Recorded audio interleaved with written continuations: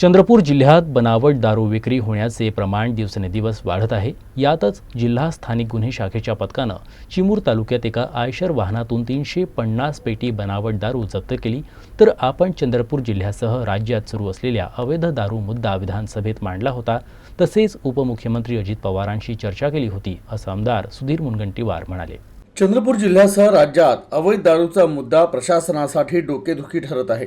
कारण अवैध दारू ही घातक ठरून जीवहानी होण्याची भीती असते। शिवाय राज्याचा अक्षरशः शेकडो कोटींचा वार्षिक महसूल देखील बुडतो।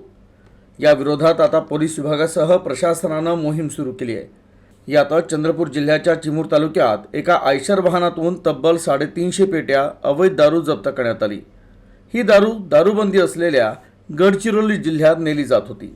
शाखेला गोपनीय माहिती मिळाली होती की चंद्रपूर जिल्ह्यातून चिमूर मार्गे गडचिरोलीला देशी विदेशी दारू जाणार आहे। त्यावरून एलसीबी टीमने छापा कारवाई करून एक आयसर ट्रक व टोटल 530 दारूच्या पेट्या जप्त केल्या। त्यामध्ये 350 देशी दारूच्या पेट्या नकली असल्याचे आढळून आल्या आणि आतापर्यंत पोलीस स्थानिक गुन्हे शाखेने पोलीस स्टेशन गोंडपिंपरी हद्दीत मार्च महिन्यात आणि 11व्या महिन्यात कोरपण हद्दीत अशा नकली दारूच्या पेट्या पकडलेल्या। देशी दारूच्या टोटल तिथे गोंडपिंपरीत 300 पेट्या आणि कोरपण्यात 475 पेट्या, टोटल 1,09,00,000चा मुद्देमाल आम्ही जप्त केलेला आहे। तर हा मुद्दा आपण विधानसभेत मांडला होता। तसंच उपमुख्यमंत्री अजित पवार यांच्याशी आपण चर्चा केली होती, असं आमदार सुधीर मुनगंटीवार म्हणाले।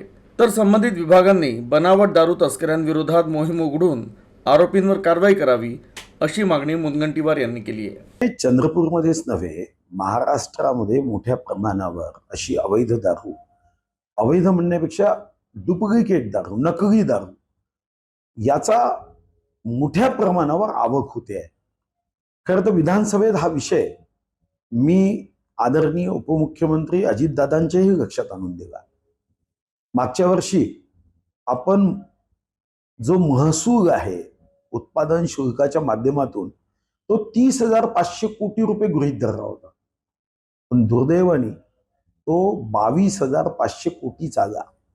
आणि जेव्हा आपला महसूल साधारणतः 7,000 कोटींनी कमी झाला, तेव्हाच मी ही भीती विधानसभेत व्यक्त केली की मोठ्या प्रमाणावर महाराष्ट्रामध्ये नकली दारू किंवा बनावट किंवा अशा पद्धतीची दारू बाहेरून येते आहे, ज्याच्यावर उत्पादन शुल्क भरल्या जात नाही। आणि गृह विभागाने एक्साईजनी या संदर्भातली कडक कारवाई तर केलीच पाहिजे।